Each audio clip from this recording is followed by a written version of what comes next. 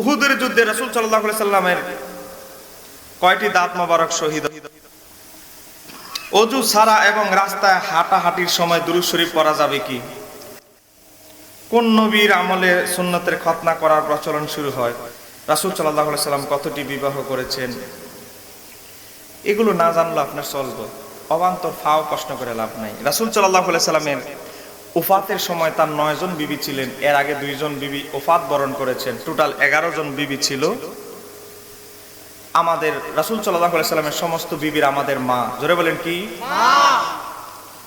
আল্লাহর হাবিব সাল্লাল্লাহু আলাইহি সাল্লামের সমস্ত বিবিগণ ছিলেন পুত পবিত্র, কোন সন্দেহ আছে? মা আয়েশা সিদ্দিকা নিয়া এই মুনাফিকদের আব্দুল্লাহ ইবনে উবাইয়ের গোষ্ঠীদের অ্যালার্জি খাজ্জানি শুরু হয়ে গেছে, আর আমার আল্লাহ গোটা সূরা নূর একটা সূরাই নাজিল করে দিয়েছে। এজন্য মা আয়েশা সিদ্দিকা সব সময় গর্ববোধ করতেন যে আমি যে সতী, আমার চরিত্রের গ্যারান্টি সার্টিফিকেট দিয়েছে স্বয়ং আল্লাহ। তো আমরা আল্লাহ হাবিব সাল্লাল্লাহু আলাইহি সাল্লামের প্রত্যেক বিবিদের জন্য মোনাজাতে দোয়া করি, ইসালে সওয়াব করি।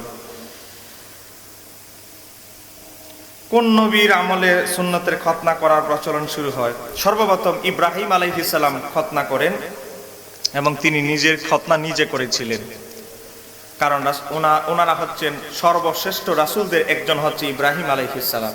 তাদের গোপন অঙ্গ কেউ দেখবে এটা আমার আল্লাহর ইচ্ছা নয়, এজন্য ওনার নিজের খতনার কাজ নিজে করেছিলেন। এটার ধারাবাহিকতা অব্যাহত এখনো পর্যন্ত হচ্ছে।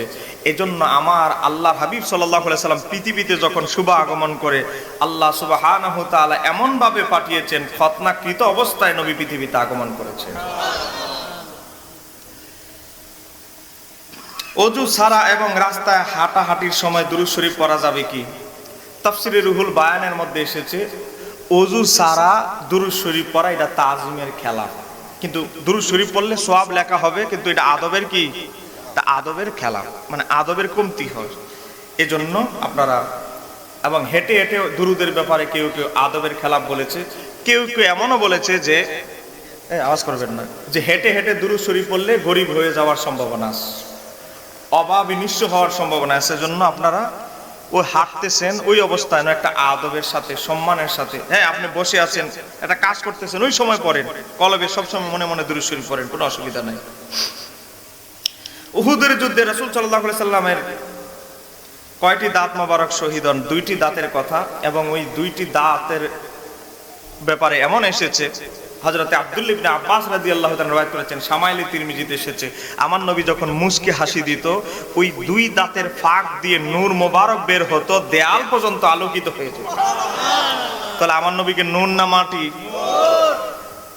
ও বাবা, নবী হাসি মুচকি হাসি দিলে উহুদের ময়দানে যে 2 দাঁত মোবারক শহীদ হয়েছে এর ছিদ্র দিয়ে যদি নূরের আলোয় আলোকিত হয়ে যায়, তাহলে আমার নবীর নূর নিয়ে আর কোনো সন্দেহ আছে?